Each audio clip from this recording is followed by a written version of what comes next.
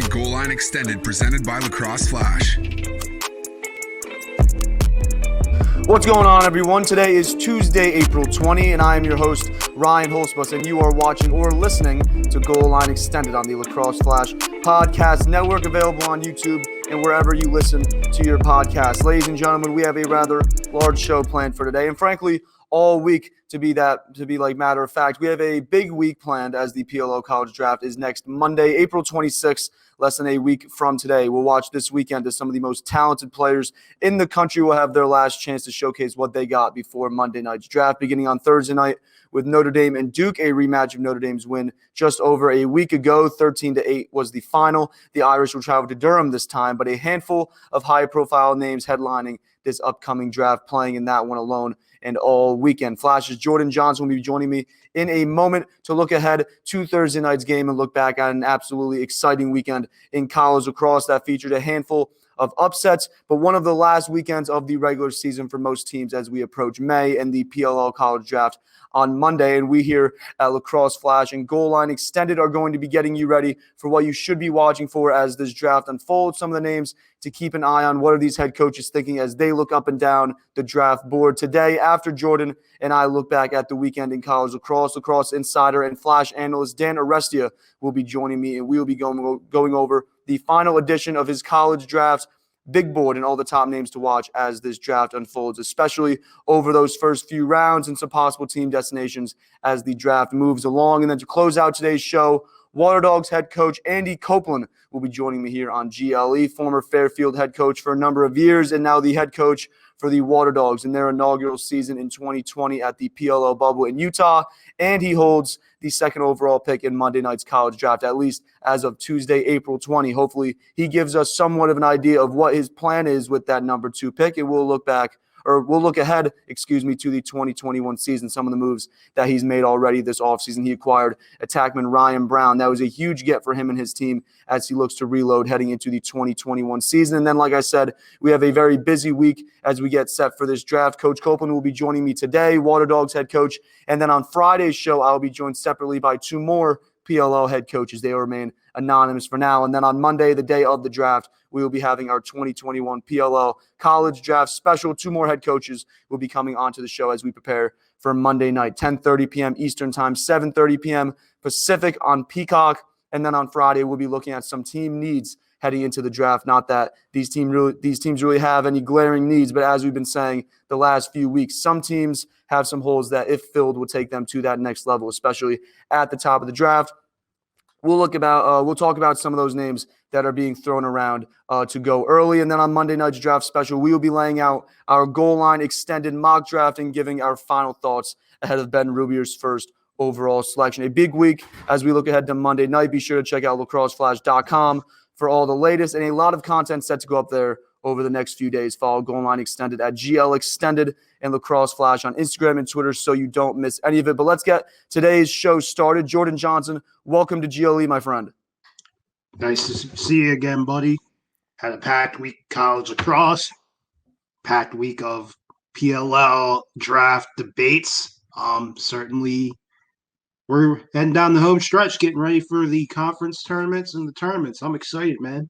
Oh, absolutely. It is heating up here over the last few weeks. For the second time this season, though, in overtime, Joe Robertson manages to find the back of the net to seal it for the Blue Devils. It was his second goal of the game to go along with 3 assists, but Duke rebounds after loss to Notre Dame last week. They come back after being down for most of this game. 13-12 was the final. Before we get to the final seconds of regulation, because I know you want to mention that, Duke getting this win. O'Neal and Sowers both put up hat tricks. Very important as they head into these final 2 tests of the regular season. What did you like from Duke as they get set to take on Notre Dame on Thursday? I really like the team. They really played their most complete game as a team, I think, all year. Defensively, JT Giles-Harris probably had one of his best games of the year. You talked about Sowers and O'Neal right there. Brennan O'Neal, man, he's just a stud. I mean, I can't say that how many times. And him and Sowers together has come together. It's finally starting to have that click. I know a lot of people were waiting for Sowers to heat up, still are waiting for Sowers to heat up. Look, he's not going to put up your monster numbers, I don't think, unless we get into a tournament where he really turns clutch. But him and O'Neal, You bring in the Kai Montgomery. You talked about Joe Robertson. They're finally starting to get clicking. I know earlier in the year I said that there was Duke and everybody else. As Notre Dame showed, they can beat Duke. I think Duke is beatable, but at the same time, I think this Duke team is starting to hit the right notes, and that's a good thing considering the time of year it is as they head into the ACC tournament. Where look, it's going to be like it has been all year. It's going to be full of these 1-goal games. It's going to be competitive, and Duke's going to have to put out their best effort that we've really seen all year down the stretch as they play Notre Dame again, and then you get the ACC tournament. They're going to have to play their best ball. It's time to, and against Virginia, they did that. Big win for Duke as they get ready for a regular season rematch with Notre Dame, who is off this weekend. But likewise, just as tough on the other side if you're Virginia, and it's even harder when what looked like the game-winning goal at the end of regulation gets waved off for a crease violation. But UVA got right back to it this past Saturday. They beat Utah at home, 18-11, the final. And then some bright spots for UVA over those two games. Petey LaSalle, 18 for 27 in Thursday's loss, 20 of 26 on Saturday at the Face-Off X, continuing to perform like one of the top draw guys in the league. The offense starting to pick it up here down the stretch as well. Looking ahead to their final game of the season, a conference rematch with Syracuse. What's the scout here on UVA? For UVA, look, I mean, you're going to watch that Syracuse film against UNC, and I don't know, you can't put too much stock into it. I'm going to say that because you're going to look at that film and be like, huh. But I know one thing, Syracuse is going to come out mad, fired up. Everybody's going to be dishing them this week, and rightfully so. And UVA is going to be on point because I don't know about you, but I watched that first quarter against Utah, and they had a case of the Saturday scaries coming off the game against Duke. I don't think Lars is going to have them like that against Syracuse. Actually, wouldn't surprise me if they came out firing out of the gates, just trying to take advantage of a Syracuse team that, frankly, to put it, is down right now. And we're obviously not on their campus. We're not around their team, but I frankly wonder what is kind of the morale. Is it, all right, next ACC game? Or is it kind of, all right, we had this bad loss. Is that going to spill over into the Virginia game? I mean, and look, Syracuse has all the motivation. They beat Virginia, and they need this game to prove themselves. Like, a lot of people gave me and Liam Kelly flack for not putting them in the tournament, in our mock tournament. And really, from my perspective, it wasn't even a knock on them. It was just more so, I don't see the committee putting 5 ACC teams in the tournament. And then Syracuse to have that performance against UNC kind of just gave me more of a reason to not put them in the tournament. And they need to show out. And in my opinion, in order for them to make the tournament right now, they need to go on a run and win the conference tournament. I don't know if they're going to – I can't sit here and say right now that the committee is going to justify putting them in the tournament right now unless they win the conference tournament. And I think even the ACC, they – excuse my kind of math here because I just remembered because they don't get an automatic qualifier because they don't have the 6 teams. But, yeah, I just don't see the committee putting them in the tournament unless they really have a decent run here down the stretch. And 2 or 3 weeks ago, I probably would have said, yeah, 5 ACC teams, Syracuse belongs there. But they just laid an egg against UNC, and I don't know. I can't. The way that they are playing right now, based on the eye test, is not good. So I would expect UVA to win this game because I think they beat Utah, but let's be real, that Utah team came out and lit a fire under them, and that was one of those. It's a win, but Lars is probably treating that like a loss. Like, come on, and so. I would expect UVA to win this game. Like I said, it's not really a knock on Syracuse. I'm just really high on UVA right now. I think UVA, Duke, and UNC are kind of those 3 teams that are hitting their stride right now. And, of course, Notre Dame is right there at the top of the conference, and we'll see how they fare against Duke. but I like UVA in this game, man. UVA coming off a tough loss to Duke, obviously that win over Utah, and then Syracuse with their big loss to UNC, a 21-9 beating from the North Carolina Tar Heels, and what was on national television just a tough game really to watch. If you're Syracuse, they now fall to 5-4 on the season, 1-3 in conference play with UVA this weekend. That is Syracuse. They have UVA this weekend, Notre Dame next weekend to close out the regular season, both on the road. And as you're saying, I mean, mathematically, they could finish under 500 at 5-6 going into the ACC tournament. Again, we don't know how that all works, if they will get that automatic qualifier into that conference tournament. You left them off your 16, though, last week, as you were saying before, and then they put this one out there. Not great from the Orange. And in this one against North Carolina, absolutely beat up on the defensive end. But what's going wrong right now, really, for Syracuse? They don't have a number one guy defensively. And it's not even like a talent thing for me because all those guys are talented. And I really hate the fact that I have to go to this take. It's not a Desco take, but it's a recruiting thing. Like, with all due respect, if anybody's seat is hot in Syracuse, it might be Leland Rogers. And this is no disrespect to him as a man. I don't know him. He probably is a great man, a great coach. But when you look at the past defensive performances really of Syracuse all year, you say there's no alpha in the room, you know?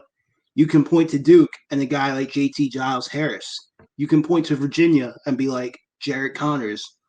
You can point to Maryland with Nick Grill and Makar. Syracuse just doesn't have an alpha on defense. And they have great shorties. They have a great offense. They have a championship offense, as a matter of fact, I believe. But they just don't have a pole that's a number one. And then you see the residual effects of that. Slides not going where they're supposed to. Nobody's really communicating. Wide open shooters, as you saw against UNC. I mean, you'd frankly need an alpha, and it's That's not all that those communication too. That all goes just to the communication point of it as well. It's not there. exactly, and frankly, it's not on any of the guys. It's not a knock on any of those guys. I think you got to recruit better. I mean, they have this kid Billy DeWan. He's not coming in for another couple years, you know. So I don't know, man. That's really it for their I think their defense is holding them back because offensively they are a championship team, but that defense is holding them back. And man, like I'd love to see them play their defense, give them at least an average performance to go with that offense because you and I both know how scary that offense is, and with Hiltz, Trimboli, who you name it, that offense can win them a championship. But the defense is what's making them look like an average team versus a top 5 team. That's just plain and simple, man. The struggles on the defensive end for Syracuse in front of goalie Drake Porter, Dan Arestia's number one goalie heading into the college draft. Those struggles continue as they're highlighted in the Dome on Saturday. 16 saves for Porter as he faced a whopping 37 shots, 12 different goal scorers for the Tar Heels, including a 6-assist, 8-point day for Mr. Chris Gray, who is now 11 points ahead of Maryland's Jared Bernhardt for the most points in college lacrosse this season. Bernhardt being the current Tewaaraton front runner. But we're saying this is a really tough loss for Syracuse. This is a huge win for Notre Dame, stepping on the gas early, not coming off of it. Head coach Joe Bresci called it the first complete game they've played all year. I mean, 21 goals. That sounds like a complete game to me. And that's got to be a good feeling as you come down the regular season home stretch. On Sunday, you got Notre Dame at home after they play Duke on Thursday night. And then on next Sunday, Duke at home in a rematch of that overtime loss on April 1st. But this win, huge for UNC. Oh, yeah, for sure. I never expected UNC to kind of hit that wall. That Duke game, if they hit a wall, it was that Duke game. But honestly, they could have easily won that game. You talk about Chris Gray, Nicky Solomon, Tanner Cook, man. Like, that team is rolling. I would expect that team to give Duke and Notre Dame a run for its money. They frankly might be, when it's all said and done, they frankly might be a number 1 seed in the tournament. Wouldn't surprise me.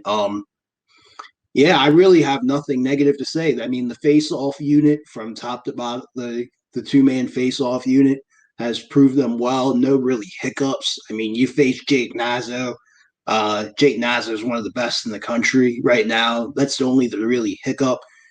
Defensively, UNC is so technically sound on defense. You rarely see them miss in techniques. You rarely see wide open shooters. You see guys playing with each other, communicating well.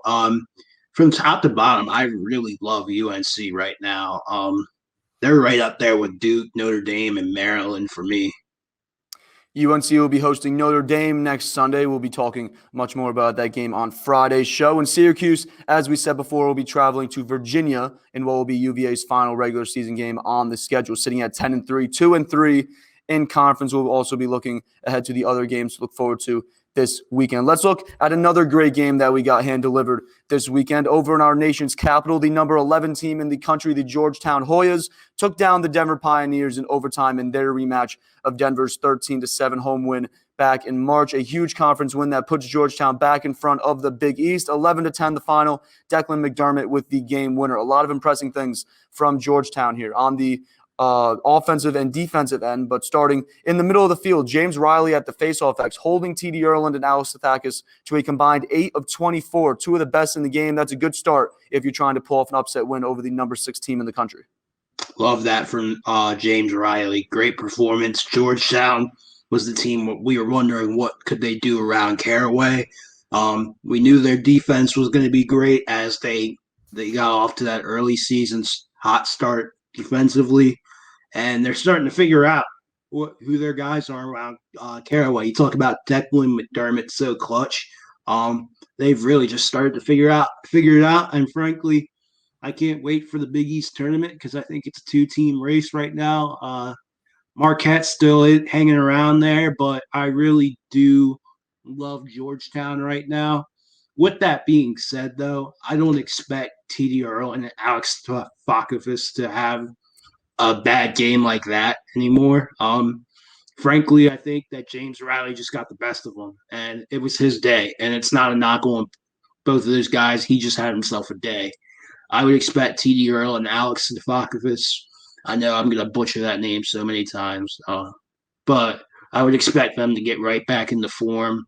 And frankly, in the tournament, I expect them to make noise. Even though I'm really high on Georgetown right now as far as the Big East is concerned, I really like Denver going forward as they head into the tournament.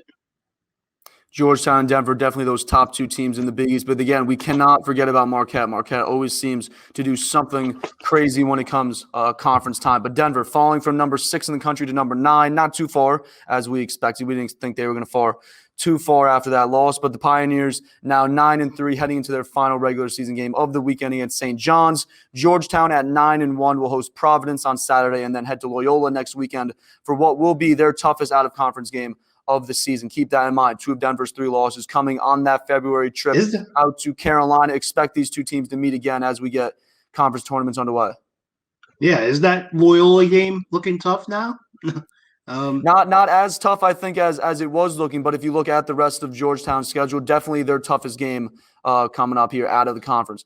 Let's head over to the Big Ten. A number 8 Rutgers, they handled Johns Hopkins 17-11 the final. A tight game throughout, tied in the third quarter, but a 6-goal Rutgers run ended any hopes of a Hopkins upset. Adam Charlambides led the way for the Scarlet Knights. 6 goals, 2 assists. He was followed by Connor Kirst, who had 4 goals and 2 assists. Rutgers securing their spot as the number 2 team in the Big Ten ahead of their regular season finale at Michigan. The number 1 team in the country, Maryland, they took care of Ohio State on Sunday, 18-8. The final score. Jared Bernhardt continued to be phenomenal. 6 goals and an assist in a routine win for Maryland. What did you take away from this win? I love the goalie goal led by Logan McNaney. First of all, that's just a sight to see. Maryland, no surprises here. I expect them to roll over Ohio State. Jared Bernhardt is the front runner for the Tewaaraton, as he rightfully should be. He took over this game himself. All the arguments for him in the PLL College Draft being the number 1 pick, I frankly don't blame people who want to throw him in that discussion. I'm a Sowers guy. I think Sowers is the number 1 guy, but Jared Bernhardt continues to prove every weekend that he should be in the conversation at least. Maryland defensively, I've loved them all year with Makar, Nick Grill. Don't forget about Alex Smith, the shorty, who is one of the best and most underrated in the country, in my opinion. If I do have a hot seat or somebody that's going out there, it is the Inside Lacrosse Bowl. No disrespect to anybody, and I usually don't have these opinions on these polls. I kind of mentioned it on Twitter on Twitter this morning. How in the world is Ohio State number 16? They went from 16 to 14 after a loss to Rutgers, keep in mind. Tell me, who is their marquee win this year, Ryan? Who was the marquee win? Off the top of my head, they don't have a marquee win. Johns Hopkins, Michigan. Exactly. No win over Rutgers, no win over Maryland, no tight game with either of those two. And here's my argument too with that. And like I said, these polls are so subjective, but people are using the same argument of the weak Big Ten conference to hold Maryland back and say that Maryland is not going to do anything in the tournament. They're using this same argument as a reason to not give Jared Bernhardt the award time. But yet you have Ohio State at 16, and they had them at 14 a couple weeks ago with 4 losses, and now you're at 5. Ryan, tell me, if this ain't Power 5 bias or whatever, and this is no disrespect to all the media guys out there that participate in this poll, and Ohio State is a good team. But you cannot tell me that they are in the top 20 right now. I mean, look at who all the teams that got votes here. I could make an argument for Towson. I can make the argument for Vermont. You already know I'm going to make the argument for my school, UMBC. I'd even be acceptable with throwing Loyola in there, even though they're on a little slide. But come on, guys. Come on. You know Ohio State is not a top 20 team right now. They win the conference tournament. Have at it. They finish above 500 this year after the tournament's done. Have at it. Throw them in there. Don't blame you. But come on, guys. We all lack in sometimes we don't watch as much film as we should. We've all been there. But come on, turn the tape on. You see it. I don't. Tell me where there's a marquee win. Ohio State definitely struggling here. They don't have that marquee win, but definitely struggling here. They're looking like the number 3 seed heading into this Big Ten tournament, so we will see what Ohio State can do here down the stretch. But Maryland, to close out the regular season, they will have Johns Hopkins, a big rivalry game that we look forward to every year. Hopefully Hopkins can make it interesting this time around. And then the most exciting game in the Big Ten this past weekend came from the 2 teams at the bottom of the conference, as you're saying, the 2 teams that really Ohio State beat, you could say. Penn State and Michigan jockeying here for seeding ahead of the Big Ten tournament. Penn State able to avenge their early season loss and get that win at home in overtime, 14-13. Mac O'Keefe with the overtime game winner, just a piece of his 6-goal, 2-assist outing. He also made history with goal number 213, making him the all-time NCAA D1 leader in goals scored, and that number will continue to climb. Big day for Penn State, big day for O'Keefe, and the Nittany Lions could be hosting a first-round tournament game as they now sit solely in 4th in the Big Ten. Congrats to Mac O'Keefe for setting the record. And honestly, with Penn State, I love that they're starting to, quote-unquote, heat up a little bit. I think it's, like I said, right now it's a little bit too little too late, but I love that Mac O'Keefe is starting to get on this tear that he is. And who knows, maybe they could pull an upset against Maryland in the Big Ten tournament. It wouldn't surprise me. They can certainly beat a Rutgers or an Ohio State. I don't think the gap is as big as everybody thinks it is from that sense. I know they just got spanked by Rutgers a couple weeks ago, but look, anything can happen in these tournaments. And trust you, believe me, Jeff Tambroni is the coach that I would want if my team was the underdog in the tournament. I would want Jeff Tambroni. He would get my team ready, and they might make some noise. I mean, I wouldn't count them out. We can point to the other teams at the bottom, Michigan, Johns Hopkins. I think it's safe to say that they may not make as much noise in the tournament. But Penn State is a team that's going to be interesting to watch over the couple weeks here with their next game and then as they move into the first round of the tournament. It seems like they have the firepower to make something happen. is what it seems like. Obviously, with Mac O'Keefe, it seems like they have that firepower. Penn State heading to Ohio State next weekend in their season finale. We'll see how many more goals Mac O'Keefe can pile on as he looks to close his storied career and look ahead to Monday night, as he should be hearing his name called fairly early. The Patriot League also wrapping up their regular season play as we approach the end of April. Lehigh, after this weekend, is up to the number 6 team by Inside Lacrosse. They played twice this weekend, both times against conference rival Lafayette. On Friday, Lehigh got the win 22-8, and they handled business on Sunday. However, in a much tighter game, 14-11, the final. But Lehigh continues to roll as they look to wrap up their regular season with a 0 in the loss column. And then among the other ranked Patriot League teams, number 10 Army took down Boston University 14-8, putting Army now a half game ahead of Boston in the Patriot League standings with 2 weeks left in the regular season. They will have a much anticipated matchup this weekend with Navy, who is back in the Inside Lacrosse top 20 now up to number 19. We'll have that game this weekend, but Navy coming off a 14-12 win over number 14 Loyola, who is now unranked, jockeying here for position here as we approach May. But a huge win for Navy to keep them in this Patriot League conversation. Oh yeah, I love Christian Daniel from Navy. That kid just plays so hard, man. He scoring the game winner against Loyola. All year he's kind of just been their guy on offense. I'm a huge fan of his. I love the way he plays the game, just inside and out. A guy who can go both ways too if you need him to. He rides hard. He does just about everything. He's got nobody's talking about, and I mean I get it. Lehigh and Army are at the top of the Patriot League, and frankly, Navy just hasn't played a lot of lacrosse here this year, unfortunately, because the whole COVID situation. But Army's got to be on upset watch here because this is a Navy team that's starting to figure themselves out. They needed kind of a couple weeks to do that coming off their COVID pause. I still would expect Army to win this game, but I would definitely put them on upset alert. Army and Navy going at it this weekend.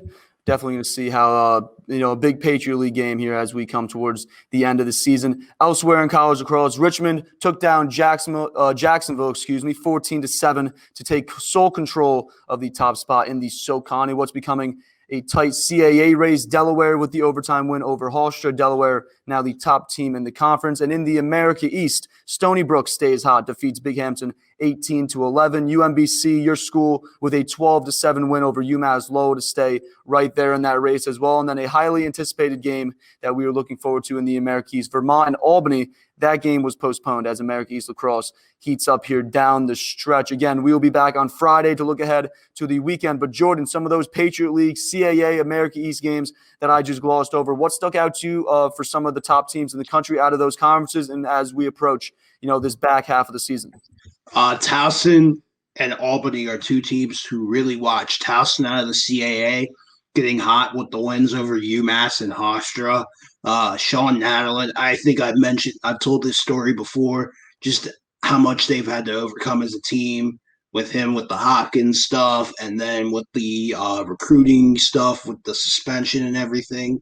They're getting hot. And, I mean, frankly, I don't know if this is going to be 2016 Towson, Final Four, but they win the CAA. They're in the tournament, man. And you get to that dance and anything can happen. I just love Kobe Smith, who is the best LSM in the country, I believe. No offense to Jarrett Connors. I just think Kobe Smith gets overlooked a little bit.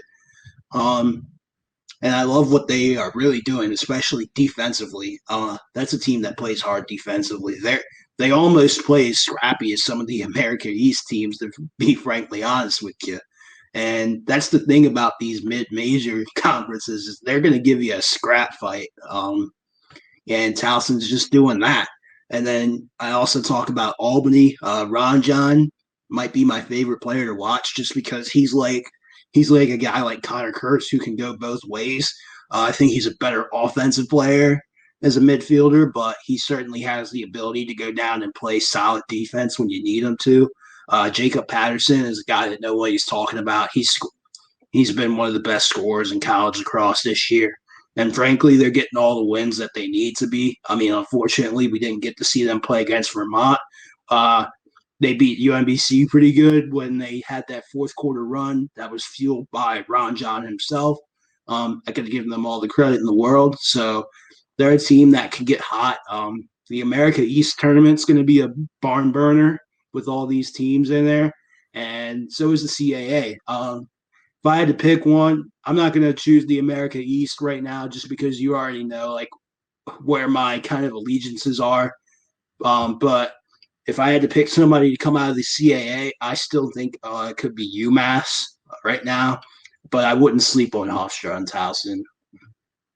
Big stuff coming up here for the CAA, for the Patriot League, for the America East, obviously Big Ten, ACC, as we come down to the end of the college lacrosse regular season. Jordan, I want to thank you so much for coming on. Another big weekend of college lacrosse coming up, and then obviously last weekend we had a great weekend of games as well. Again, we will be back on Friday to look ahead to all of it flashes. Dan Arestia will be joining me next as we get set for the 2021 PLL College Draft. Don't go anywhere. We will be right back.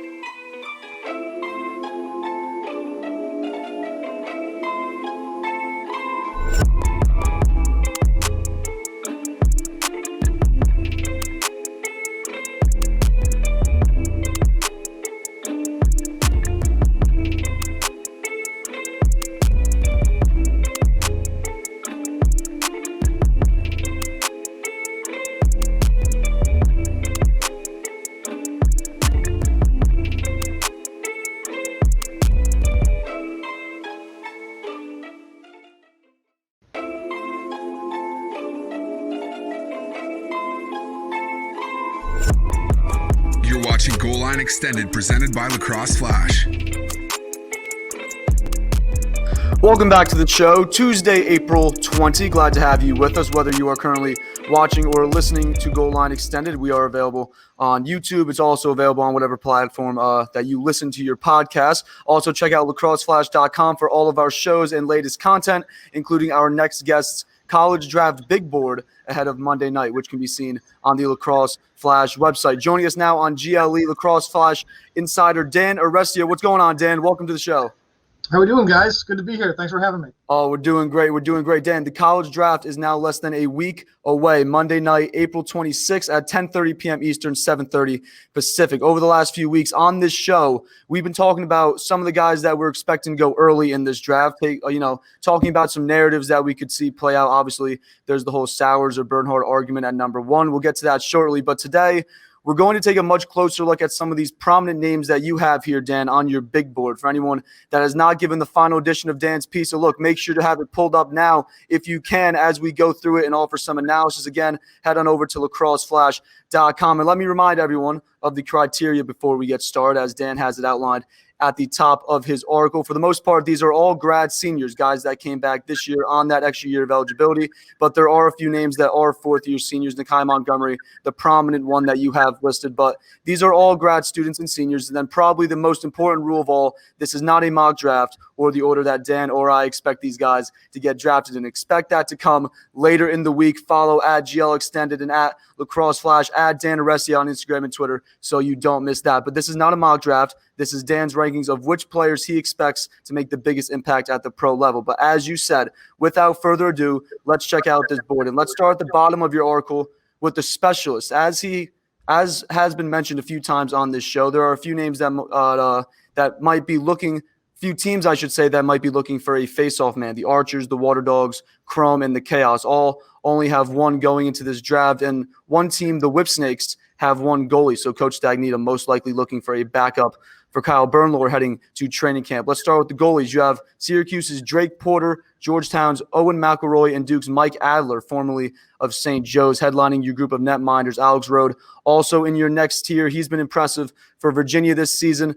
But just like the Whipsnakes, they only have one goalie right now. There are a handful of teams that are currently carrying three. So the possibility that Coach Stagnita chooses to wait this one out until after the draft and then add a goalie ahead of the waiver wire closing is also very real. That also could be a goalie that isn't necessarily drafted on Monday, but we will wait and see how the draft unfolds. But you mentioned in your board that it won't be surprising if only one goalie is taken in this draft, possibly none. Expand on that for us, and why is Porter the guy in your eyes?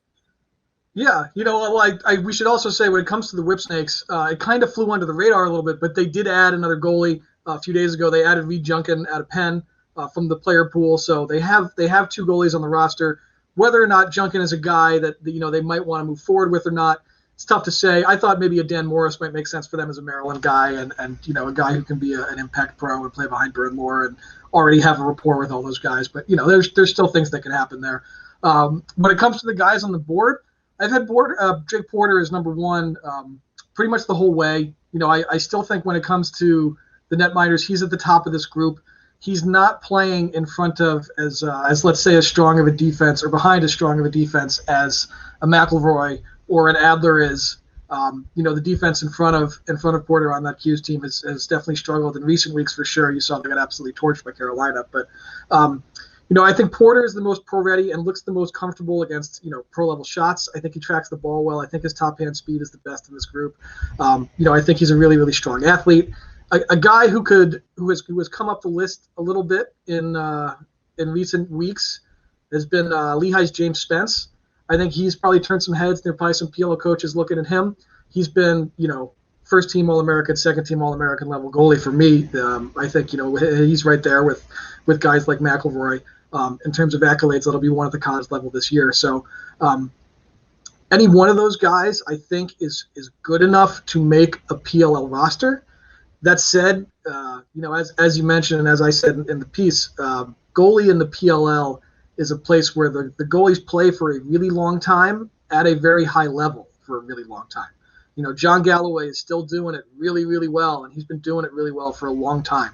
So it's not a spot where when there's only, there's 8 teams now and goalies play forever who are awesome, it's really, really tough to make a team as a goalie. So, could you see one goalie drafted? Maybe. Could you see none drafted? I think that's possible. I think it's possible to make it through the college draft without a guy getting taken, and then teams can decide maybe to add a guy for a camp roster afterwards if they like where they're at, or just bring somebody in for competition after the fact. But for me, it's still Porter at the top of my list, I think. With sports gambling becoming more and more popular, more states are legalizing. The PLL obviously jumping on that last season. It would be interesting to see what a spread would look like in terms of how many goalies are selected in this draft, something to look forward to and hope for down the line. But as you're saying, all these goalies, these veteran goalies, it seems like they get into the league, they get really, really successful, they play really, really well, and obviously just, gain the respect of the coaches. You want to keep those guys around and they're getting to play in deep into their careers. But let's take a look at these face-off guys. Obviously, the one that jumps off the page is TD Erlang, the record holder of almost every major NCAA face-off and ground ball record, whether it be a game, season, or career record. I mean, the NCAA even changed the face-off rules to try to eliminate Fogos like him. And as we've all been able to see over his first few games, they were largely unsuccessful in doing that. Yes, he struggled this past weekend against Georgetown, but still proving this season that he is the best draw guy in this class. And I don't think there's a world where he isn't the first face-off guy off the board. And then to get him, I honestly think you need to make a move. The Redwoods sitting at 4, the Archers at 5, the 2 teams we are looking at to try to add a draw guy. And I think if you want him, you're going to have to make a move to probably secure him. But I think it's safe to say TD is sort of on a pedestal of his own, and then we'll see if Gallagher, Arceria, and maybe some of those other names that you have listed get their names called at some point as face-off needy teams add depth. Yeah. Erlang is definitely going to be the guy. If there's a face-off record at this point, he holds it. He's just an absolute monster. And the interesting thing is, the Woods is the spot where everyone's saying there's no way the Woods don't take it, right? They're there in the 4 spot. The teams picking ahead of the Woods all have a face-off guy that they can feel comfortable enough with as a number one. Obviously, the Atlas with Baptiste are feeling good. The Chrome with Farrell are probably feeling fine. And the Waterdogs with Withers. Withers had a great summer last year, and you'd be okay running it back with him again. So Erlang is a guy that I'm sure that the move is the Redwoods. But, I think there's a couple of things that could happen to make this interesting. Number one is obviously Kyle Gallagher is at Notre Dame now. And the Notre Dame connection to the Redwoods is quite strong. There's Notre Dame defenders all over the place. There's Notre Dame offensive players all over the place. The connection to that team is really, really strong. And I would imagine some of those players might already be lobbying Coach Nat to say, let's go with the Notre Dame guy. And not for no reason. It's because if you're looking for somebody who can have success against TD Erlang, the guy you want is Kyle Gallagher. Gallagher's a guy who, when he was at Penn, had success against Erlang at games. He had games where Erlang was going at 50%, sub 50% at times. So if you're thinking Erlang's going to come into this league and be a Baptiste-level dominant player, the question for me then is if I can't have him, who do I want instead? you want Gallagher because he's shown he can beat him. You might even think, I want the guy who can beat TD Ierlan in this draft, who already is connected to some of my players through a college connection. So I think TD probably goes, but I wouldn't be shocked in a world where Kyle Gallagher gets taken at 4 by the Woods. The Archers obviously at 5. Face-off being an area of emphasis for some teams. The Archers, Redwoods being 2 of them. We'll see who addresses it. Probably, I'd imagine we'll see both of them address it. Obviously, who takes TD, who takes Kyle Gallagher. I'd imagine both of those teams eyeing both of those guys. Let's move up the board. Let's take a look at the polls you have listed as you put your defensemen and LSMs together. Let's start with the LSMs because there are 2 names that I have circled here on your board. Ryan McNulty out of Loyola. He seems like a definite depth add come the latter parts of this draft. And then Virginia's LSM, Jared Connors, who I have pegged as my number 1 player going into Monday night. What do you like from these 2 guys, and where do you see them falling on draft night? You know, if Connors makes it out of the first half of the first round, I think it'll be surprising. You know, I think Joe Keegan, I think some others have said, and like player comps I know they're silly and people don't always like them.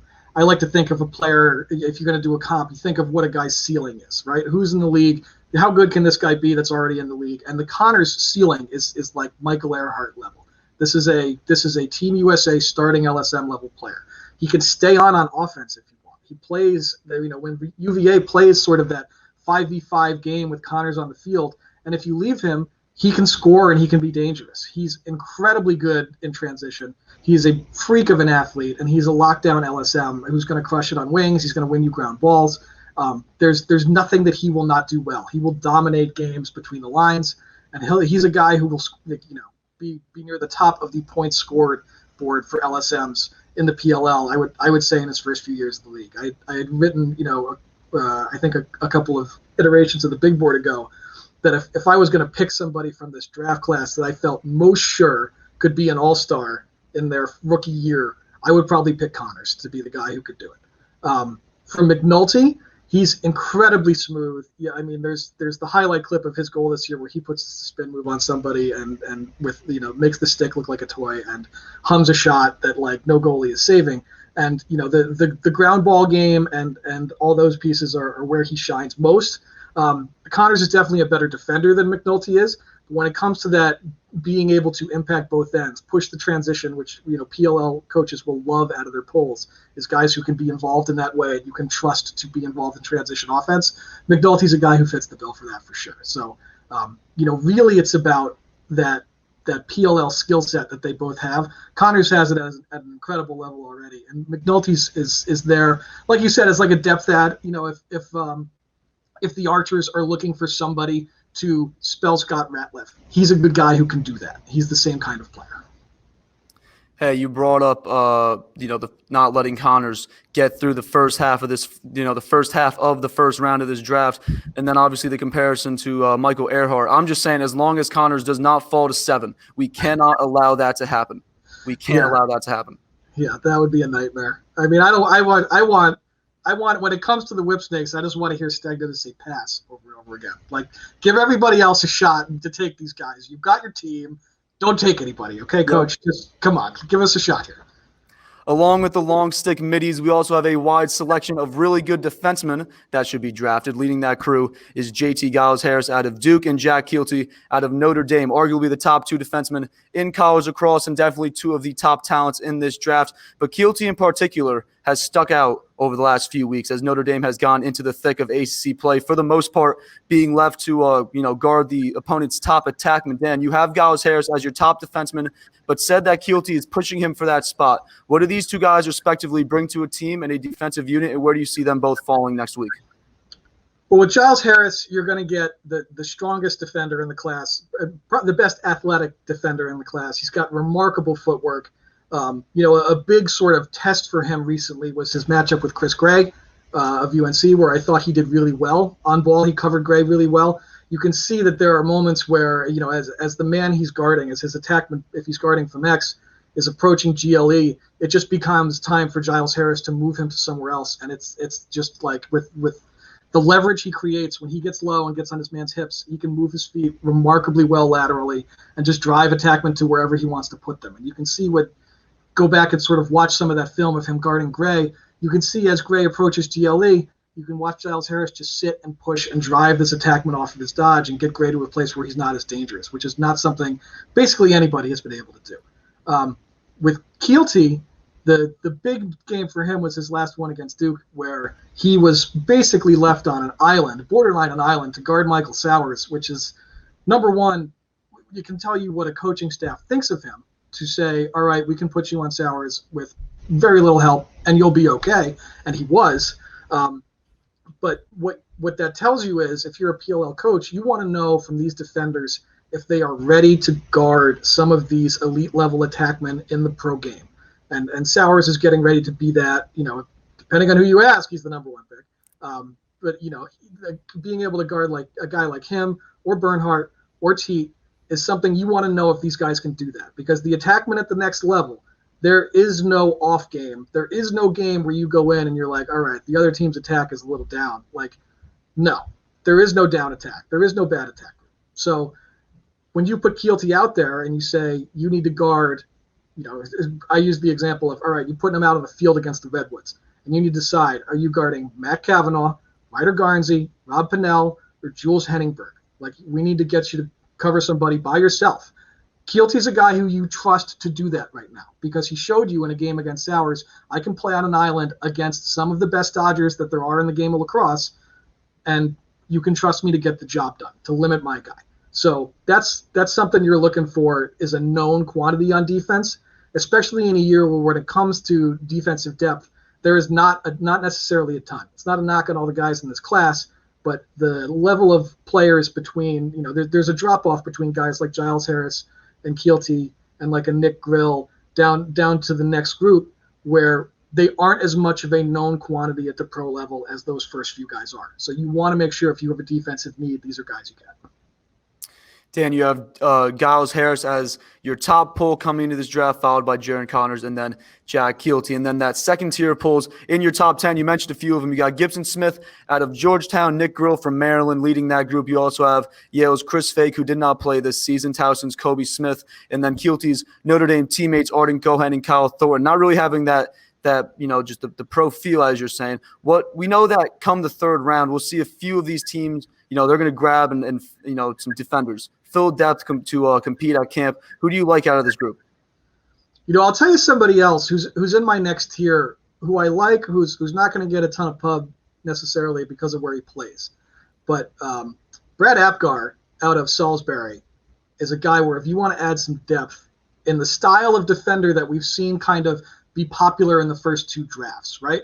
Like Coach Bates was talking about, adding defenders who can be mean and physical with guys like Rambo when they play the whipsnakes. So he adds Warren Jeffrey and Graham Hossack, right?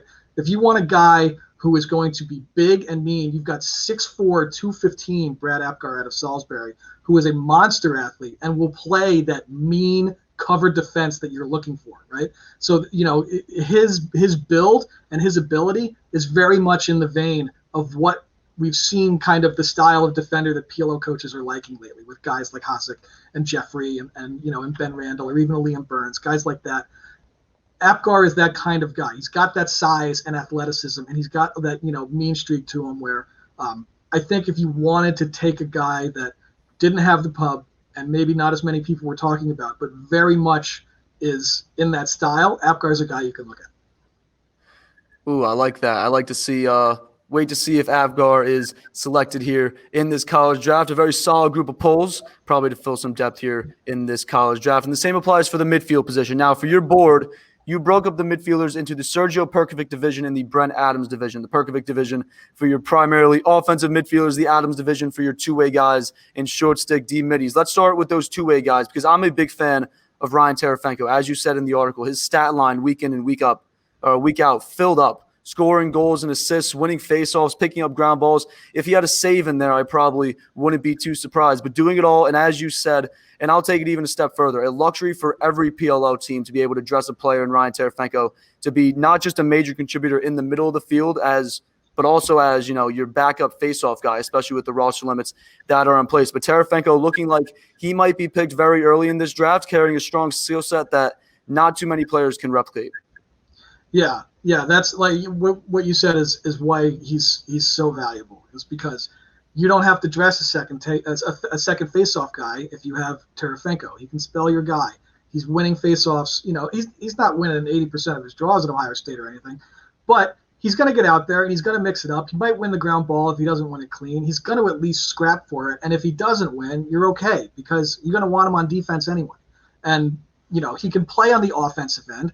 They need to, like hockey has the Gordie Howe hat trick. Eventually there's going to be something that's Ryan Terefenko labeled that's like that equivalent in lacrosse, where it's like he's going to have a goal, a face-off win, and a fight won in the PLL or something like that, So I think Terefenko is the obvious pick because he does everything so well. And then if you go sort of down the list a little bit, I'd had Peter Dearth pretty locked into the 2 spot on this list for a lot of the year. But, sort of in recent weeks, I've thought Jeff Traynor has kind of moved past him for that versatility reason. I think Dearth is the second best of the defenders in this group. And obviously he's the monster-sized midfielder that you're going to want to have in the PLL.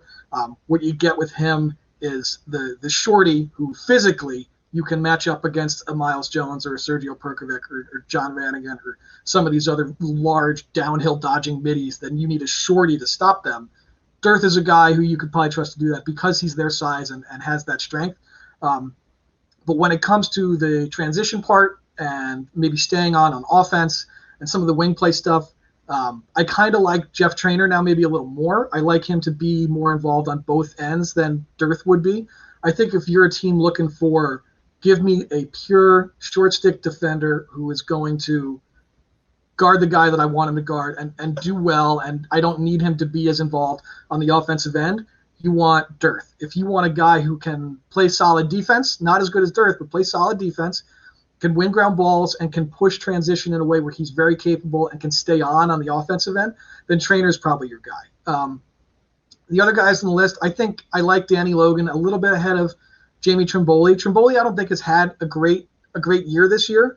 I know Kark loves him, and he's pointed out that Trimboli is a much better offensive player than probably everybody else on this list, which is true. But offensively this year, I don't think Jamie Trimboli's shown us as much as he has in years past. So I think if I'm looking at my two-way guys, I'm looking at the other guys ahead.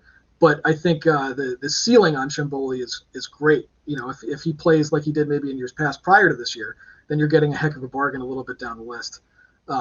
Another guy in the next tier who's, this is another guy who I think has the ability to return to school if he wants to.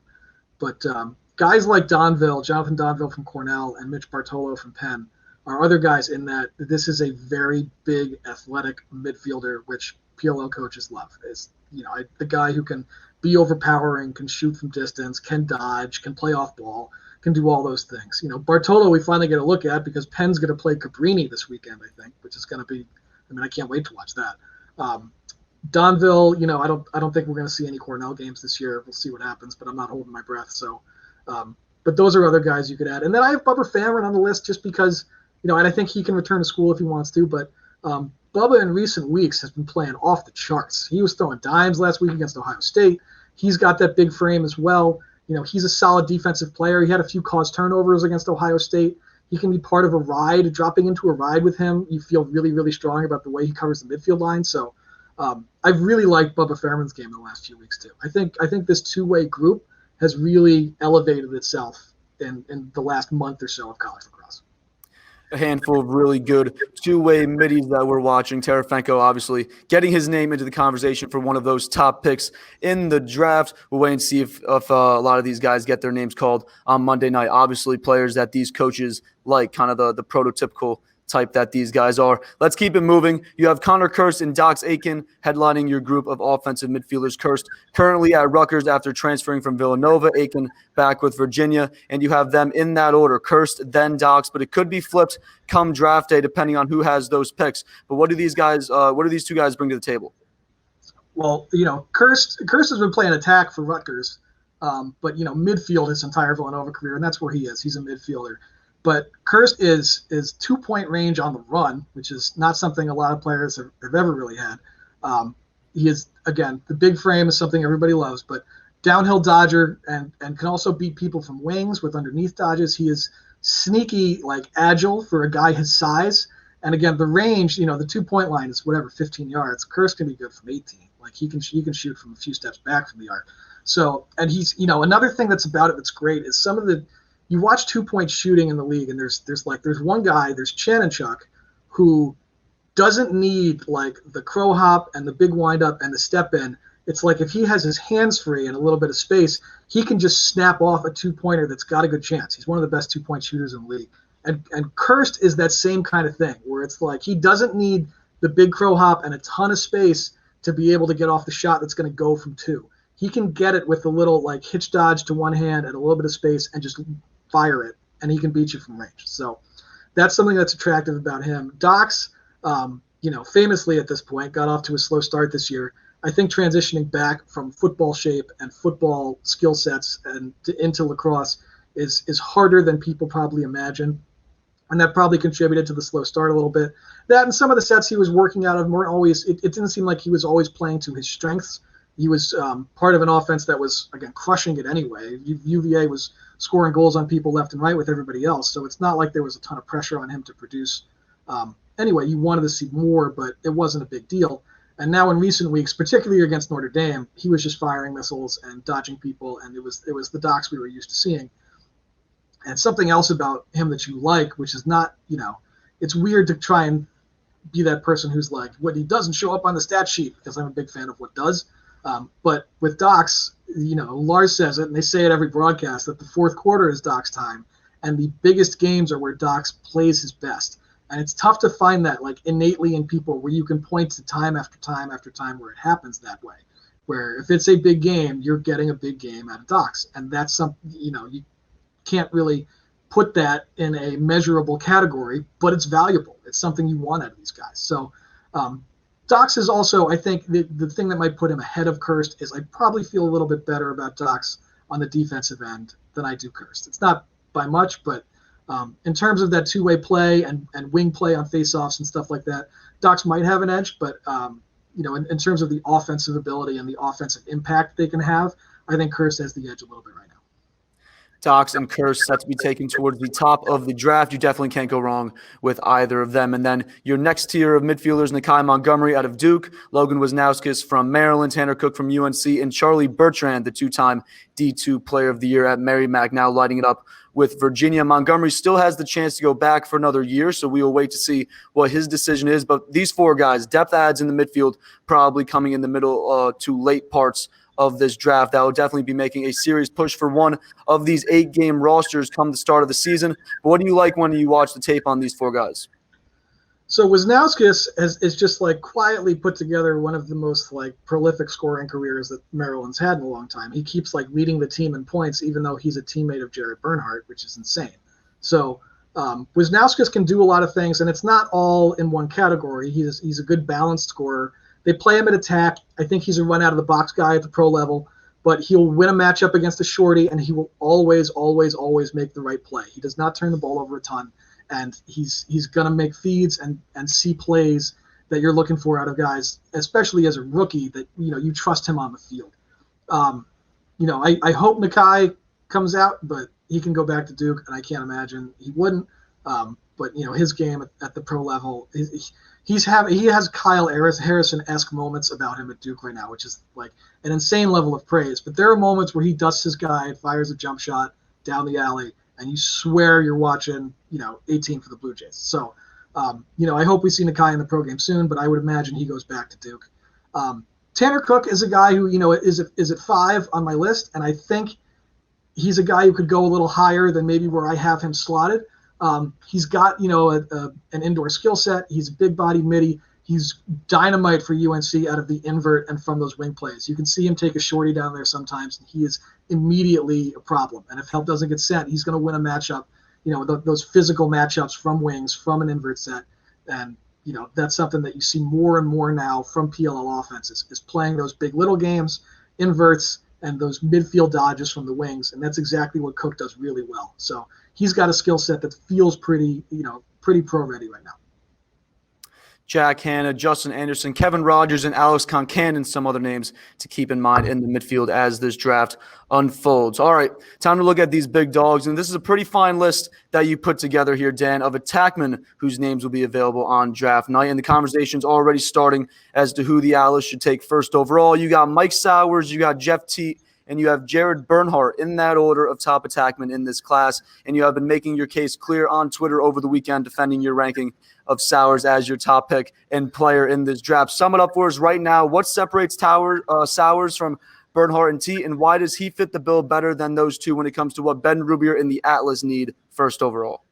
Yeah, I mean, Sowers isn't separated by all that much. Like, I just want to say that, I said Sowers is number one, and like the case that people were making for other people was that Sowers is somehow like a bad lacrosse player, which is insane. Like, Sowers is one of the best attackmen that the college game has ever seen, and his ability to be a quarterback for an offense, to, regardless of what the people in my mentions tell you, to play at all spots on the field, not just at X, to be a balanced scorer who can get his own shot and can be a remarkably good feeder. And he's already dusting pro-level defensemen while he's in college. For me, looking at the Atlas need of a quarterback player, and I know Eric Law is on the Atlas. This isn't a knock on Eric Law.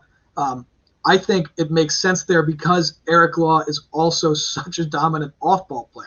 Since there's so many parts of Eric Law's game that are like a 10 out of 10 anyway, that if you bring in a quarterback and say he's going to be our primary ball handler, you're not going to harm Eric Law's game all that much. He's just that good and smart of a lacrosse player. Like, he's going to get his in different ways because he's been doing that forever and he's incredibly gifted. So, I think Sowers as a primary ball carrier who can also be your primary distributor is something that the Atlas really are going to need. And I think he's the best distributor of those first three guys. Again, that's not to say that Teat and Bernhardt aren't good at that, because they are. They're awesome. They're all-time greats. But I like Sowers' skill set just a little bit more in that regard to feed guys, as the Atlas have added guys like Brendan Sunday as a shooter, or even, Dan Baccaro, who's going to be mostly a dodger for his own shot. That's what he does so well. But to try and draw slides, feed Baccaro in space, to redodge against somebody whose approach isn't any good, that's going to be a goal.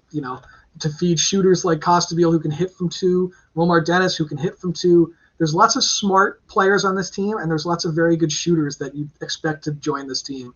So, I think with the personnel that are on that roster right now, Sowers is the best fit that makes the most sense to me. I think there's a case for Bernhardt at one. I think it's a really strong case to say Bernhardt can do all of that I just said. He can do all that too. And he absolutely can. I think if you want to try and make the case too that Bernhardt's a little bigger and more athletic, I think that certainly helps his case for, as we said earlier, PLL defenses that are adding the big physical bruising defensemen like Hasek, like Tucker Durkin, guys like that who are going to physically wear on you over the course of a game.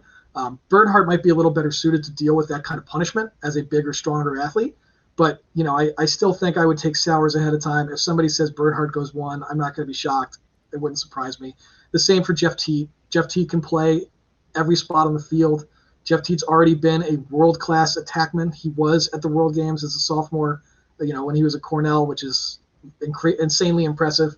Guys like Trey LeClaire were there too, and LeClaire is also, on this list. But guys with that kind of pedigree who have seen not just pro-level offenses and defenses in action, but been part of them and played against, world-class defenses and offenses in place. Little different rule set, but it's not so much that it would really give you pause about drafting somebody that high.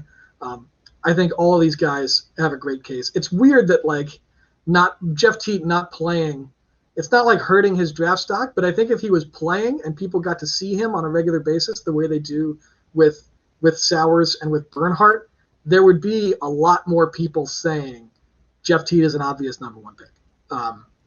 I think there's a case for him at one. Like I said, he can play everywhere. He's got an indoor background.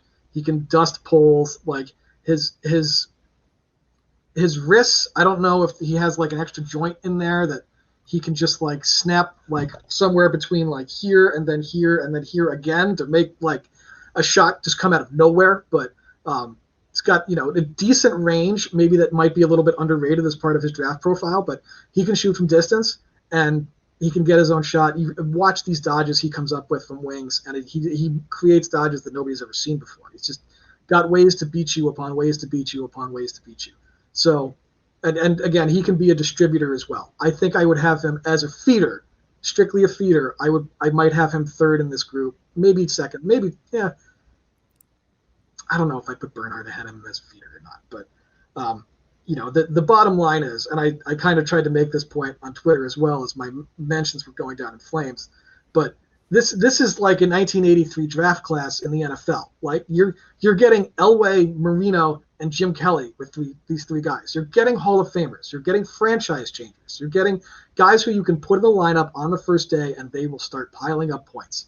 I think just like there was in 83, there's a John Elway who I would put ahead of the others and Michael Sowers. But you're not going to go wrong if you wind up with Dan Marino or with Jim Kelly. You're getting guys who are going to set the world on fire. So, I think the way it shakes out is going to be a ton of fun, to be honest. I think it must be a blast to beat Ben Rubior and just get to watch tape on these three guys and try and, kid in the candy store your way to a pick for one of them.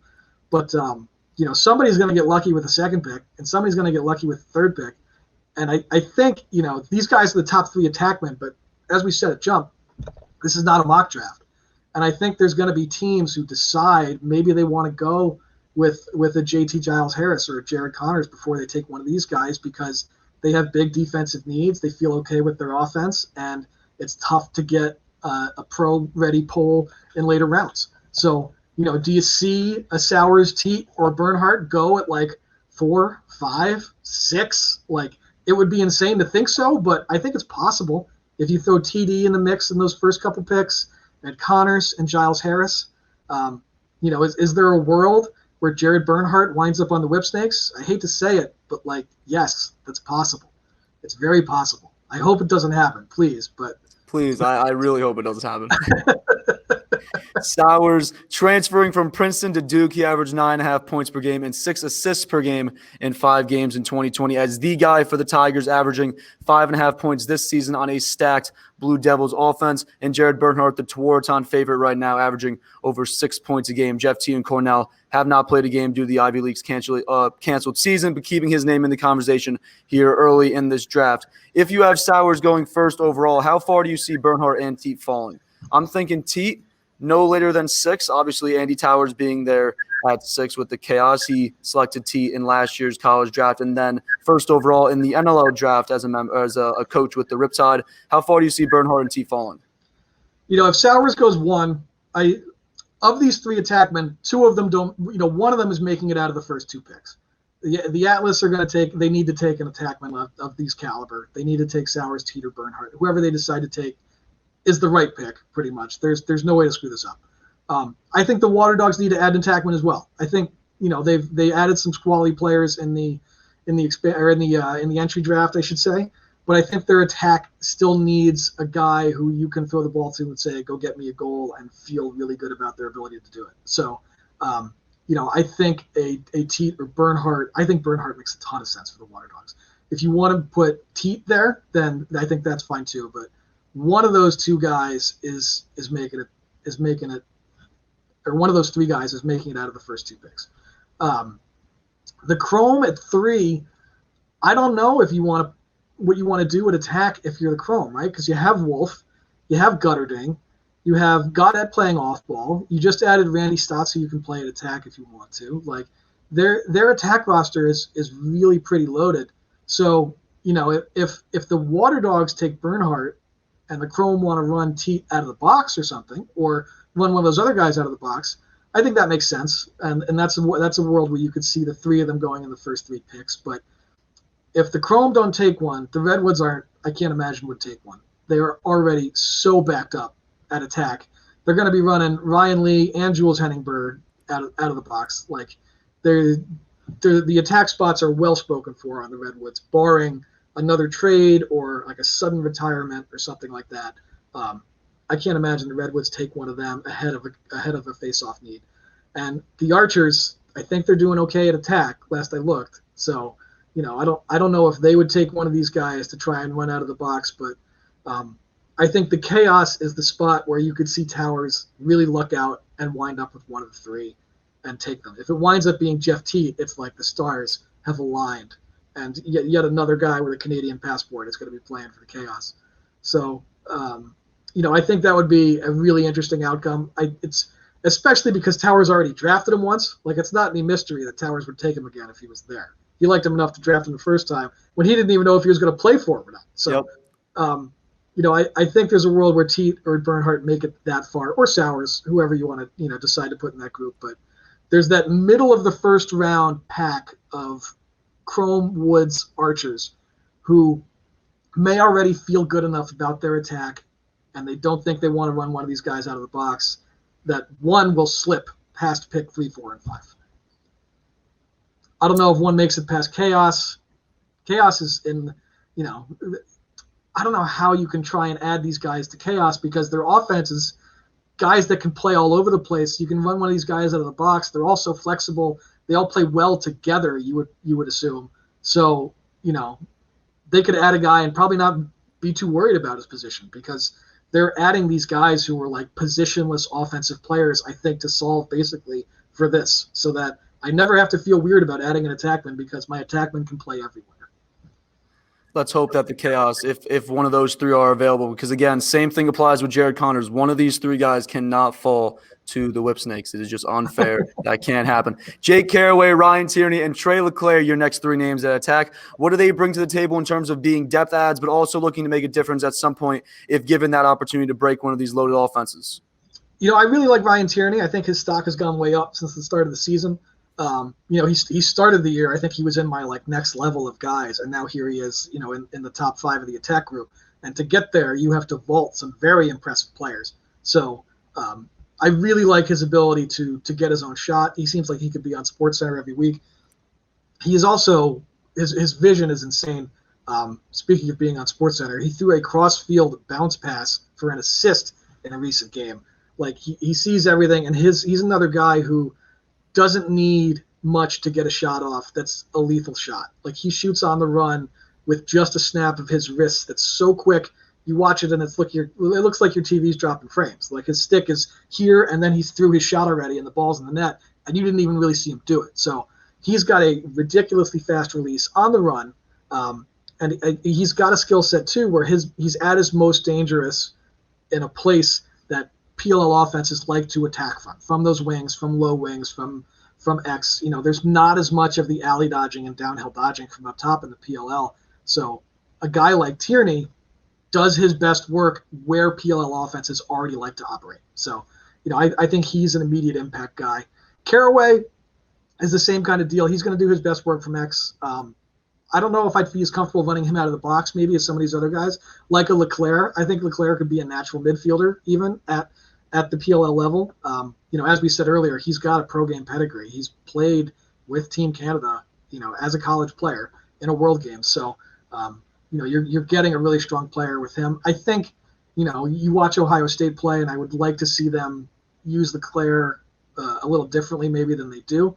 I find they don't pick for him all that often. I was watching Maryland. I was like, I don't think they've set a pick for Trey LeClaire yet. Like, maybe run him off one or two and try and get the best shooter, one of the best shooters in the country, his hands free, because you can see what happens when he does. This is a draft where if you're taking shooters at attack, you're taking O'Keefe and then you're taking LeClaire next. He's the second best shooter in this group. So, he's a guy where with the right team and the right offense, I think he's an immediate impact player. And again, he's probably a guy who you can run out of the midfield right away in the PLL and feel okay with it. And he's athletic enough where even if he got stuck on defense, he's a good rider. He's a physical player. It wouldn't be like a nightmare scenario for teams like it would be if you ran, if Sowers ever ran out of the box and wound up on defense. Like, he's a great athlete, but that's not a good situation. So, I think I might even jump Tierney over Caraway at this point. I'm just rewriting my big board as I look at it. But, Caraway's a gifted scorer. Caraway's got great vision. He's played with gifted players like Baccaro at Georgetown, and he's been part of prolific offenses. He's had the keys to it and been successful. He's been an off-ball player and been successful. So, he's a very smart and very skilled player who's going to fit a PLL offense. Mac O'Keefe, you brought up his name there, and Ethan Walker, two lefties towards the bottom of your attack board. O'Keefe, just this past weekend, breaking the Division I all-time goals record. Walker has also been solid in his 5 years at Denver, averaging 2.5 goals a game over his career. And the problem we know with these lefty shooters in this college draft is that there's already so many of them in the league. But when in the draft, we could see a team grabbing one of these two guys, O'Keefe and Walker. When could we see one of these two guys, teams grabbing one of these two guys? I think it kind of depends on need. I kind of really would like to see O'Keefe with the Atlas. I think O'Keefe as a shooter with the Atlas to stretch teams from 2-point range. O'Keefe's going to hit a two-pointer at some point this season that's going to blow people's minds. He's going to score from like the logo. He's going to do some Steph Curry kind of thing. He can score from forever away. When he set the goal record, I pointed out, like, he's shooting 40% for a career at Penn State. And, like, it's not like he's dunking the ball all that often. Like, he gets some shots in tight, but, Penn State runs that sort of pick-down motion that's meant to free him from the wing coming up top to get to his left hand, where he shoots usually from range, from, like, 13, 15 yards, and beats goalies, again, 40% of the time. So you're getting a legitimate, like, proven, serious two-point threat out of him. I think at the pro level, is he a guy who's going to get his own shot? Like, if you isolate him on an island and say, go get me a goal, can he do it? I don't know if he's ready to do that against PLL defenders. But running him off of the screen to get a two-pointer or to, find him coming out of the box in a transition situation where he can, step into one, where he kind of gets lost a little bit if you sub him right, I think he can be deadly. And I think the Atlas are a team where, they traded away players like Brown, and they traded away some really strong shooters. Busick is gone. Even though those guys didn't have great shooting summers last year, they're great shooters. I think you want to try and replace them a little bit. So they added Sunday, who can shoot really well. But I think another shooter or two would really help that team, especially a guy, if you wanted to try and play him in attack, you could do it, but you could also run him out of the box. You have Tehoka Nanticoke as your 7th-ranked attackman. As we all know, he was recently dismissed from the Albany lacrosse team after some on-the-field and off-the-field disputes. We also know that he is a very talented lacrosse player using his frame to his advantage. But does the dismissal from Albany affect where he's selected, and where do you think he finds a home? A few destinations we have in mind in terms of players that he's played with before. It's tough. You hated to see him dismissed from the team because he's such a special player, and he's a guy you buy a ticket to see in a heartbeat. But before his season ended, you were watching these highlights. He's scoring sitting on his butt, like he's putting up these goals that are absolutely unbelievable. And from a physicality standpoint, from a guy who can run through a PLL defender right now, he's probably at the top of this list. Like, there's nobody who's as physically overpowering as Tehoka is.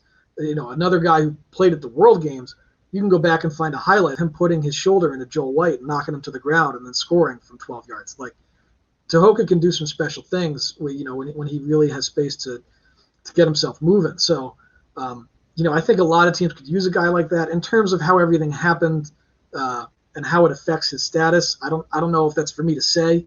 That's for coaches to try and evaluate how they weigh, the risk of a guy who got dismissed and finding out the facts and deciding how important the facts of what happened are to one, do you think Tehoka will mesh with my guys? Do I need to worry about this guy off the field, anything like that?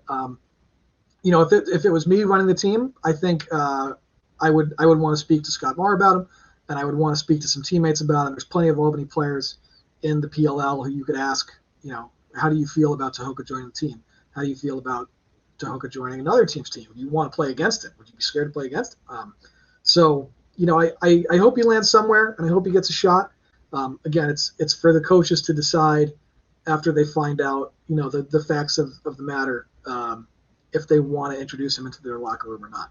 These locker rooms are, even though they're not very old, they're only, we're only in a couple years into the PLL here, but some of them are very, very tight. They're very close-knit, and adding someone that could be disruptive, if you perceive it to be that way, that is a risk of taking him, then that's a consideration you have to make before you draft him, is you might have to worry about that kind of thing, and how the team, your current locker room, perceives adding a guy who got kicked off his college team. a long list of attackmen available in this draft. We will wait and see where they fall, especially at the top. Dan, I want to thank you so much for joining me here on GLE, breaking down your big board heading into the 2021 PLL College Draft. If you haven't already, make sure to check out the full article on lacrosseflash.com for the full list. Again, we will have much more coverage ahead of the college draft later this week. On Friday's show, we will look at some of the top picks in the draft and some names that could be filled in next to them. And on Monday, our Goal Line Extended mock draft and our PLL College Draft special. Dan, thank you again. Waterdogs head coach Andy Copelan will be joining me next. We'll be right back.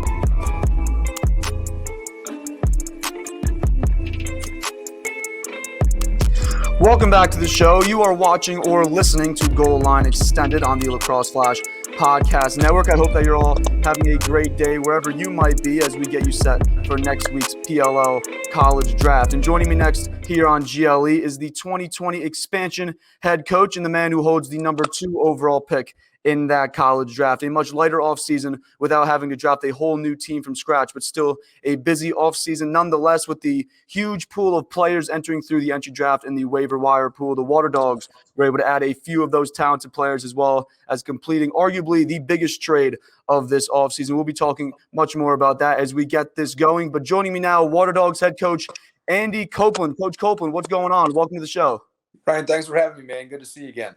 Hey, great to see you as well. A big offseason for you and your team as you get set to lead your team into 2021. It all starts on June 6th for you against the expansion Cannons in Gillette Stadium, and we're looking ahead to that one as it will be the first game in PLL history between two expansion teams. The Cannons obviously expanding from the MLL this season, the 2020 MLL Bubble Champions. But before we look ahead to this season, let's look back at last season, the 2020 Championship Series in Utah. Not exactly the results you and your team were hoping for. You dropped your first 3 games before that first win in franchise history over the Chaos in overtime in the last game of the round-robin play. But you look at those 3 losses, the combined goal differential was 4. A 1-goal loss to the Atlas in a game where Jack Concannon was absolutely phenomenal, 14 saves to keep his team in the game, and the Atlas went on to score 4 unanswered fourth-quarter goals to get that win. 2 days later, the Archers managed a 6-goal second half to go along with 10 saves and 1 lone goal allowed by Adam Gittleman in the second half. So the glaring, aspect of these 2 games, a strong first half and then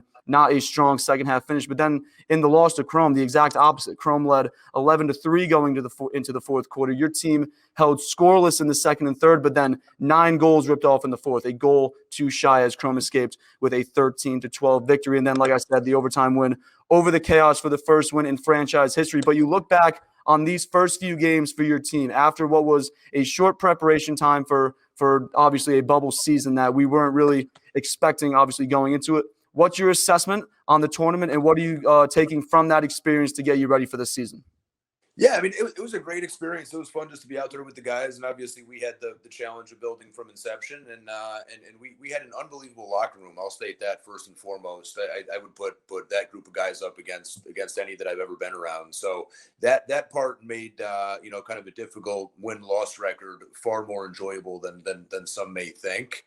And honestly, there's a process to this whole thing. I mean, everybody always wants stuff to happen overnight, and certainly nobody wanted that more than me. But, kind of like if I put my realistic lens on, you understand that we just had to build, kind of a culture and a foundation that we can build upon. And I feel like we have that in place right now. So I felt like last year we were close, and I feel like this year we are really built to make a run at this thing. So that certainly is the expectation. The Waterdogs finishing the group play with 1 win, 3 losses, and then their tournament ending with a loss to the Redwoods in the first round of the elimination tournament, ending your 2020 campaign. But what it also did here was get the ball rolling on the preparation plan for 2021, and that plan involved acquiring attackman Ryan Brown from the Atlas by way of a trade, setting the Atlas a second-round college draft selection for this upcoming draft. It will be the 11th overall pick for one of the top attackmen in the league, one of the best shooters in the game, having the ability to really stretch the field and shoot from both sides with both hands at a very high clip. How do you plan on integrating Brown into this offense, and how early along in this process did you know that he was a guy that you'd be targeting this offseason to add via trade, a guy that was really successful in the PLL's first season, playing alongside a guy that you grabbed in expansion last season and that played a big role on this team in Utah, attackman Kieran McCardle? Sure. Well, that certainly was part of the logic, was you just watch the chemistry that those guys had in kind of year one of the PLL. And then I've been a Brownie fan forever, from back to his Hopkins days, and then watching him with Team USA in 2018, and then certainly his professional career. And some may call him the best shooter in the world. I won't make that statement, but I certainly think that he's very elite there. And I just think he gives you, kind of a stretch guy who has both interior and exterior presence, and really, really, really high lacrosse IQ. And I just think he will cause opposing defenses to game plan for him. Certainly, I think when the Waterdogs played the Atlas last year, I think Brownie had their first 2 goals of the game before we kind of were able to really adjust and account for him. But he puts a lot of pressure on opposing defenses. So now the challenge is making sure that we can complement him with the right assortment of guys. And that was what led us in some ways to, picking up Mikey Schlosser there in the second round of the entry draft, because we wanted a guy who could just, kind of automatically draw a slide. And I think Mikey gives us that. And then again, that'll kind of pave the way for how we approach some of this college draft stuff here as well. But no, I think Ryan Brown is a plug and play guy. I think he's going to be a huge part of the future of the Waterdogs, and we're fired up to have him. The Waterdogs hoping that Ryan Brown can add another dimension here to this offensive attack. He joins McCardle, Ben Reeves, Westberg, Christian Cuccinello, and your first-round selection last season, Michael Kraus, who returns after opting to play in the MLL last season. Now, you added Brown ahead of the expansion draft with the expectation that you were probably going to lose at least one of those attackmen that you left unprotected. But at the end of the day, the only one you actually lost was Ryan Drenner, a guy that you picked up ahead of last season. But you lose Drenner, face-off man Juice Stimno, who played a big role in the 1-2 punch that you guys were able to bring at the face-off X, and then veteran defenseman Brody Merrill, who was very important to that defensive unit a year ago. You told Lacrosse Flash editor-in-chief Austin Owens right before this year's expansion draft that leaving Merrill unprotected was more of a calculated risk, taking his age, the unknown Canadian quarantine measures into account, with the hope to hopefully, get him back. But you lose those 3 guys. And from what we've heard from Coach Quirk, it looks like he would have been grabbing some more Waterdogs if he had that opportunity. You've already made a few moves here this offseason along with adding Brown. But what's the plan in replacing the losses of Simoneau and Merrill? Sure. I mean, we lost 3 great players and great people, no doubt about it. I knew going into it that the Cannons were only able to select 3. So there was maybe a little bit of, kind of poker being played there, and was very fortunate that we had Reeves and Kraus bounce back to us. I went in thinking that I was probably going to lose one of those 2 lefties, and to get them both back, we'll certainly take it. Again, Drenner is a great lacrosse player, but, kind of I had known that we'd kind of had the Brownie trade, kind of doctored up there. So felt okay about that. And then Brody certainly is, as he's had a close to 20-year professional career. I mean, he's the greatest of all time. And I don't use that lightly whatsoever.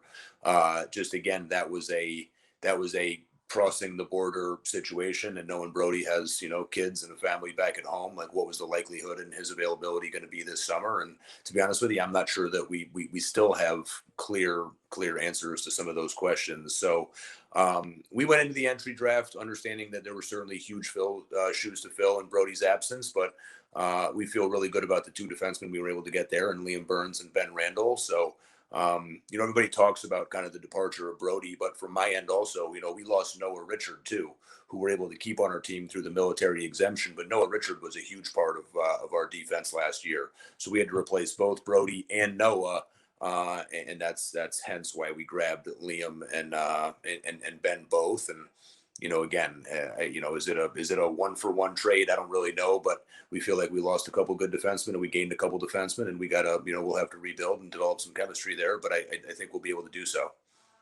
Liam Burns and Ben Randall drafted by Coach Copelan in the entry draft to help bulk up on the defensive end. And then short stick defensive midi Matt Witcher brought in as well through the waivers to add some depth with Kyle McClancy and Steven DiNapoli. And then along with Brown, the other big addition that you made this offseason, you brought it up before, bringing in midfielder Mikey Schlosser, jack of all trades, as Jordan Johnson called him after the entry draft. You reunite him with your first overall selection in last year's entry draft, Zach Currier. We here at Flash, we're particularly excited to see what Schlosser is able to do on the shortened field. But what do you expect Schlosser to bring to this team, especially when it comes to the offensive end and in transition?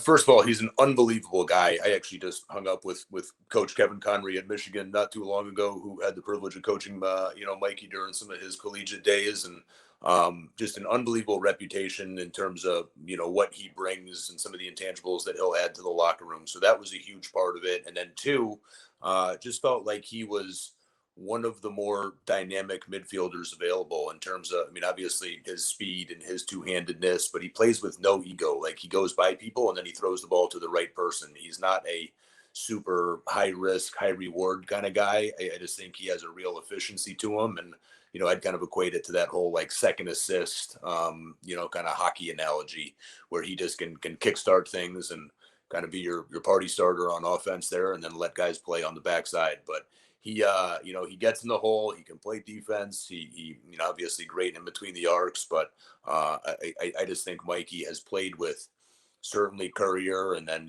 again, Drew Snyder was a part of that that franchise there for a number of years. So hopefully there will be some ingrained chemistries already in place, and we can just build off of those. Schlosser, a big add to join this Waterdogs team and midfield in 2021, joining the likes of, as you said, Drew Snyder, and then fellow Canadians Zach Currier, Ben McIntosh, Wes Berg, Jake Withers, and all-world LSM Ryland Reese. Coach, I just talked to Ryland like a week ago for this show. He says his plan is to stay in the States if the quarantine measures in Canada are still in effect come the summer. We brought that up just a little while ago. But in terms of the other Canadians on your roster, what should we be expecting as we get closer and closer to the weekend of June 4?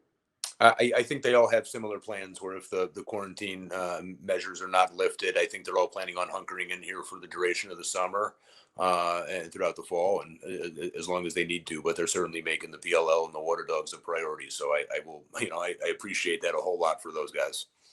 We should be hearing much more over the next 2 weeks or so, or 2 months, I should say, as to what Canadian guys will be doing, or what they will be doing with the season approaching. Obviously, very important for you as you prepare for this season with a handful of Canadians on your roster. Let's move on to this college draft. You have the second most prized selection at this for this upcoming draft. You'll be picking after Atlas head coach Ben Rubier at the top of the draft. And my God, the talent that will be available specifically to the two of you with the first and second overall pick. If you want to go attack, there are a ton of them. There's also a few notable polls that we will be watching as the first few picks unfold. And then you only have one face-off specialist as of right now. Arguably one of the best to ever do it should be available to you at number 2 overall. A few talented midfielders that can play in the middle of the field as well. And then you also consider the fact that, yes, you did recently move that second-round pick. So after this selection at 2, you won't pick again until 18. So I won't put it past you to move back in the first round, obviously being a possibility, get some more draft capital.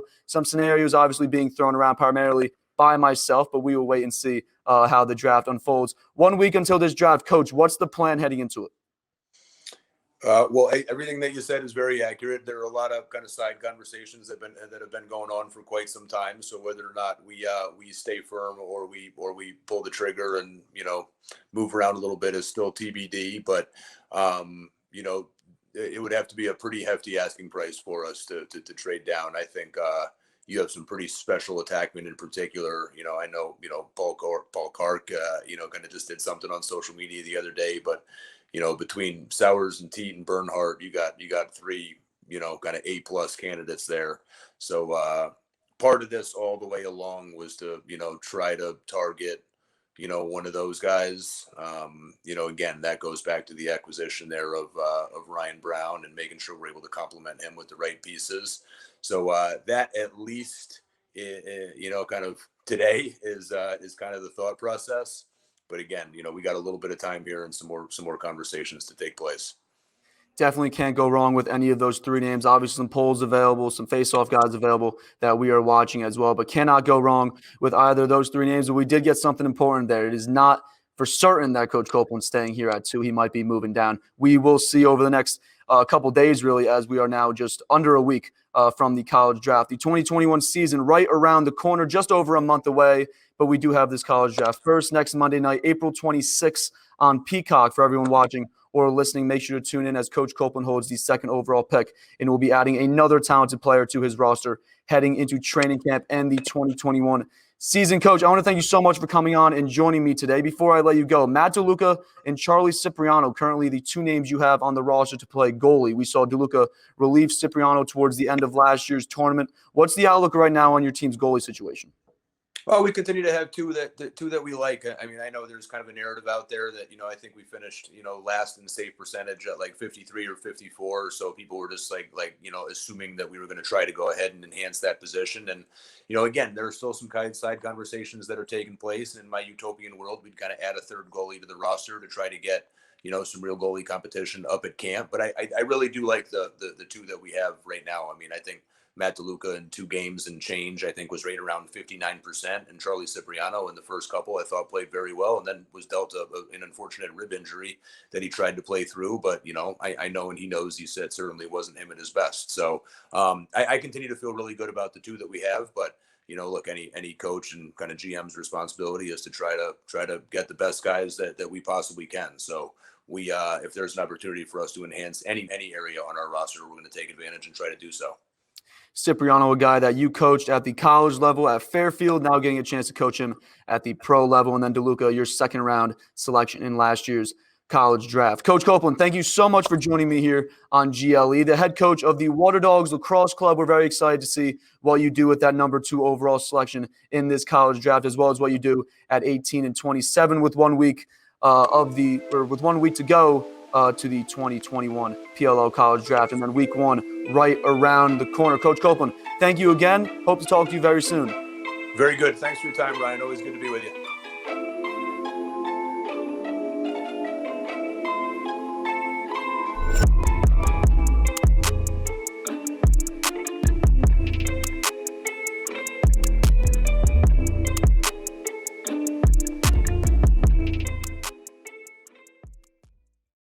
All right, everyone, that is going to do it for our 9th show here of Goal Line Extended. I want to thank you all for watching and or listening. If you are not already, make sure to subscribe to the show on YouTube as well as on whatever podcast platform that you use. Search up Goal Line Extended, and you should be able to find it. You can also head on over to the Lacrosse Flash website, lacrosseflash.com. All of our podcasts are there, as well as stories and articles covering all the latest news, including Dan Arestia's college draft big board. You can also follow Goal Line Extended on Instagram and Twitter at GL Extended. All of the links that you will need will be in the description of the video or podcast that you are viewing or listening to right now. We will be back on Friday to look ahead to the weekend slate of college lacrosse games. We'll be looking ahead to the PLL College Draft on Monday, and then interviews with 2 PLL head coaches. Check out GL Extended on Twitter for more. Make sure to follow and subscribe to that, and so you don't miss the show. I hope you all have an incredible week, and we will see you on Friday. Follow the show on Twitter and Instagram at GL Extended, and subscribe to the show on any of your favorite podcast outlets. You can find Lacrosse Flash on Twitter, Instagram, and Facebook, and online at lacrosseflash.com.